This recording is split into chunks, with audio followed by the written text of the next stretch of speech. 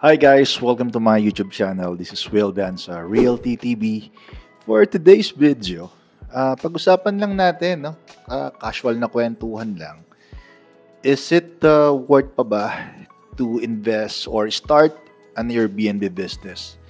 Is it worth your time, effort, and money? Is it late na ba to start an Airbnb ngayong 2024? So if interested ka in this topic, please stay tuned in this video. And don't forget to subscribe to my YouTube channel. Follow me sa Facebook and Instagram.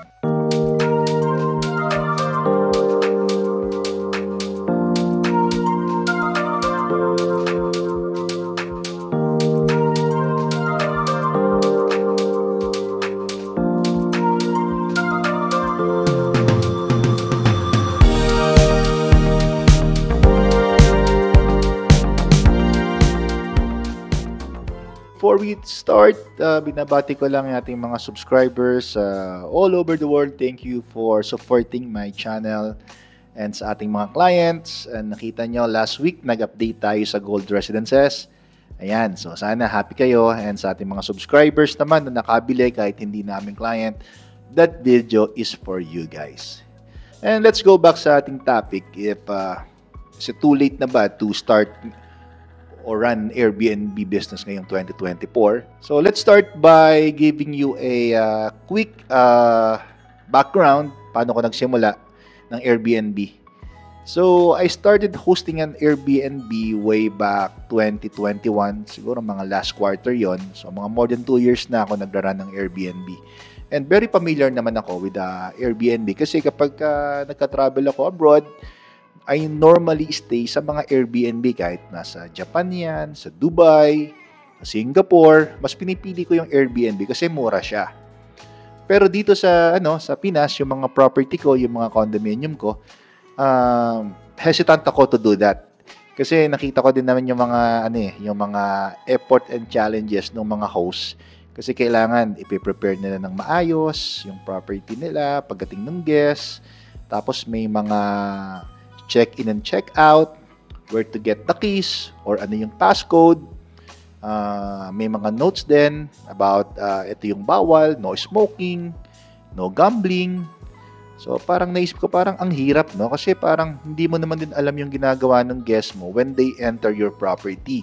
Parang they can always, kunwari one guest lang siya, pero pwede siya magdala ng additional guest. Diba? How do you know that? No? Paano malalaman if nag-smoke din siya sa room? No?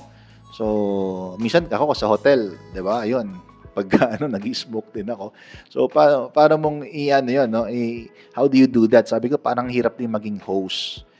No? Dahil sa may mga pasaway na guests. Sometimes kasi pasaway din tayo. Okay. Ngayon, itong Airbnb, kaya sabi ko, is it late ba to enroll my mga long-term rental or mga long-term unit ko to Airbnb? Kasi I'm doing good naman sa long-term lease. Dahil yung mga units ko rented, maayos yung mga tenant ko, maayos nagbabayad. And nung time na dumating yung nauso yung Pogo, yung mga online gaming, yung mga Chinese. So biglang tumaas yung rates, umabot pa nga ng mga 40,000 for a one bedroom. And sa Mall of Asia, umabot pa ng 55,000. Dahil merong unit yung mga client ko dyan na ako mismo yung nagpa-rent, na rent ng 55,000. No? Ako yung nag-assist sa kanila. And yun. Pero nung nagkaroon ng pandemic, medyo bumaba yung mga rental rate. Tapos, minsan yung mga tenant hindi tinatapos yung kontrata kasi kailangan nilang, if I'm talking with the Chinese tenant, kasi yung iba, nawalan ng trabaho, they need to go back to China, kaya minsan hindi tumatapos ang kontrata. And ako, na-experience ko rin yan. Biglang umalis yung tenant ko, nagpaalam, hindi niya na kayang tapusin yung kontrata. Wala naman siyang hindi man nagkautang sa akin kasi may 2 months deposit. And doon, siguro dumating yung, it was a right time. Nasubukan ko yung Airbnb hosting. Kasi talagang noon na ayoko. Dahil alam ko yung hassle, darating yung guest mo, aantayin mo, 'di ba? kailangan mong antayin or sa guard minsan may mga guard na they don't allow yung guest mo to come in if wala mga guest authorization. Pag may problema, kapag may aircon leak, no, nasira yung TV or walang heater, sabi ko, ayoko dumaan sa mga ganyang mga hassles. Pero yun nga, nag-try ako to do sa aking one-bedroom unit.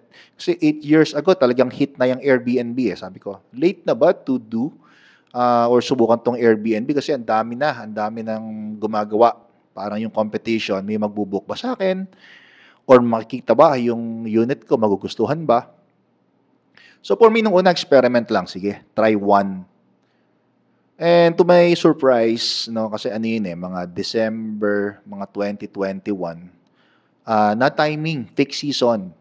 So yung December ko, almost na fully booked, parang 2 nights lang yata yung vacant. So parang nag-gross income ako doon ng mga 95,000. So niless ko yung expenses, mga 15,000 to 20. Sabi ko, ba, doing well pa rin. Biro mo 75,000. The time, ang long-term lease na for a two-bedroom, ang baba na mga 40 to 45 dahil so may ano rin nawala na yung demand, nag-oversupply na rin. So sabi ko, wow. Then January, ganun pa rin, no? Ang lakas pa din kasi parang may mga hangover pa sa vacation yung mga tao and yung mga kabayan natin, mga Pilipino, nag-uwian ngayon for a vacation. Ano, sometimes nga, book ka na, may nag-i-inquire pa sa'yo. So, then, what I did, yung one-bedroom unit ko, kasi that time meron na akong ano eh, ilan ba yung mga condominium po? Parang 6 yata yung ma-turnover sa akin. Meron akong 4 dito sa Jazz, may isa ako sa Air Residences, tapos may parating ako sa Shore Residences pa turnover. So, sinubukan ko yung one-bedroom unit ko. Ganun din, no? Rate ko siya ng mga 2.5 per night. So, na fully book, no? Na fully book siya. Parang 60 to 65,000. So sabi ko, wow, hindi pa naman pala late to start doing an Airbnb, no? What is important lang is ma-prepare mo yung condo mo. Tapos malinis siya, yung expectation ng guests, what they see on the photo, dapat yun din yung ma-experience nila. Then, nagdagdag ako ng mga something like mga freebies, free water, free coffee, no? Kasi sa ngayon, kung ang peer ng mga ibang clients ko, if late na kasi sobrang dami, sobrang ng competition, sobrang steep ng competition pagdating sa Airbnb dahil pagandahan ng unit ngayon, hotel vibe, ang daming mga pakulo, may mga may mga PlayStation, board games, sometimes may ano pa no, may mga free pa na mga cookies, mga something like that eh. So parang sa ngayon pagalingan yung mga host, tapos 5-star, 5-star rating sila. So kami, nung una, ako lang yung naglilinis dahil syempre tipid mode muna tayo. Nitingnan ko muna kung ano ba yung expenses, ano ba yung magiging net. So, nung na-compute ko naman na pwede talagang kumita doing this, nagdagdag pa ako ng mga unit hanggang sa hindi ko na malayan, 6 na pala yung naka-enroll sa akin sa Airbnb. So, ngayon, ang tumutulong sa akin mag-manage yung wife ko, siya na yung bahala sa booking talaga. Siya na yung sa hosting, ginawa ko siyang co-host. Ako, mostly ang trabaho ko is dun sa marketing. Diyan naman ako marunong eh. Diyan ako magaling. As an agent, dun talaga ako marunong sa marketing. Online, yung mga photo, mga pictures, diyan ako magaling. So, dun ako hanggang ngayon, yun yung ano ko, yun yung trabaho ko sa 6 property namin. Yung wife ko naman, dun siya magaling sa pag-maintain, sa linis, sa hosting, yung mga reviews, dun siya magaling. So, siya yung nag-handle. Tapos meron kaming 3 cleaners na nagpapalit-palitan o tumatakbo sa mga property. We have dito sa Jazz Residences, 3, sa Air Residences sa Makati, 1, sa Mall of Asia, 1, and sa Mandaluyong, 1. And ang one-bedroom unit, on the average, kumikita ng nag-gross ng 50,000 per month. 50 to 55, 25 nights book yon. Tapos yung 2-bedroom naman, nag-aano ng mga 90,000 to 100,000 per month. Gross din yon. If you will less the expenses for a 1-bedroom, I'm very happy kapag meron ng 40,000 na net income for a 1-bedroom. So, it's double naman compare sa mga long-term lease na 20 to 25. And at the same time, we able to check yung mga property namin. No? Unlike kasi sa mga long-term lease, pag naka 1 year yan, sometimes tiyatamad ka ng puntahan eh. No? Natamad ka na mag-check kasi minsan as an owner kahit sabihin mo na pwede mong i-check yung unit mo on a regular basis like every 3 months. Pero minsan tinatamad ka din eh. Ako as an owner ganun. Sige, ano na lang, kita na lang tayo after a year. If you want to renew, doon ka na lang i-check.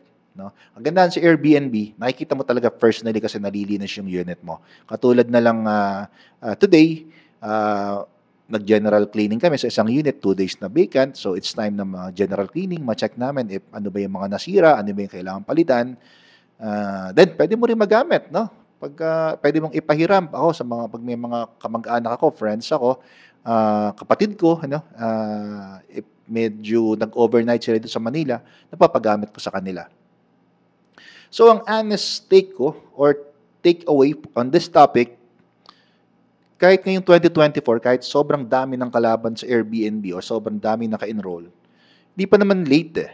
So, for me, pagandahan lang yan, pagalingan, paanuhan ng service, pagandahan ng review, kung 5-star ka.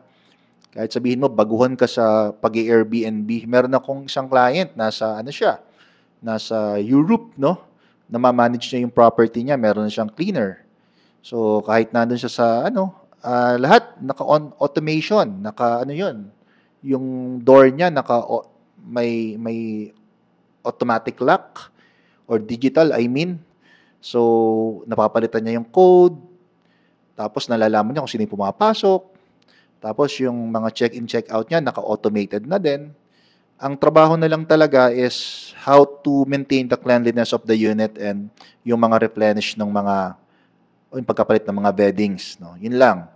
But then the rest, yung mga check-in and check-out, madaling gawin kapag natutunan mo na, no? Especially kung may host ka din na well experienced on Airbnb. So for me, hindi pa siya late. There still have an opportunity to do that kasi ang dayo naman natin mga guests sa US, sa Canada, sa Europe, sa Africa, no, mga kabayan natin, no, yung mga foreigners yan, nagbo-book yan. Even yung mga taga Cebu, taga Iloilo, Bacolod, if they visit dito sa Manila, pag meron silang mga gatherings, yan, as part yan, kasama sila sa mga pwede nating maging guests. So guys, bago matapos yung video, please don't forget to subscribe, follow me sa Facebook and Instagram, and mag-comment din kayo kung meron ako nakalimutan. Ano ba yung mga thoughts nyo on this topic? Tapos if may mga experiences kayo, mga nakakatuwang experience, na first time experience while hosting, nagka-problema, biglang tumulo yung aircon on the midnight, biglang may lumabas na ipis, no? Share nyo, tapos tingnan natin ano ba yung mga nakakatuwang mga experience, no? And yeah, madami, no? Kami naman, lahat yan na-experience na namin. Hindi mo naman kasi mapi-please everyone. Kahit binigay mo na yung best effort mo on the guest, sometimes may comment pa din. And sometimes magugulat ka, binigyan ka ng 3-star review, 2-star review.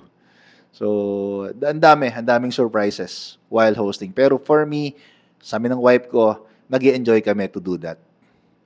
Tapos, mamaya, or sa susunod na video, itutur ko kayo sa pang-6 na Airbnb condominium unit. So, tingnan nyo doon paano ba namin piniprepare, how we do it, yung maintenance, the cleaning, pakita ko sa inyo.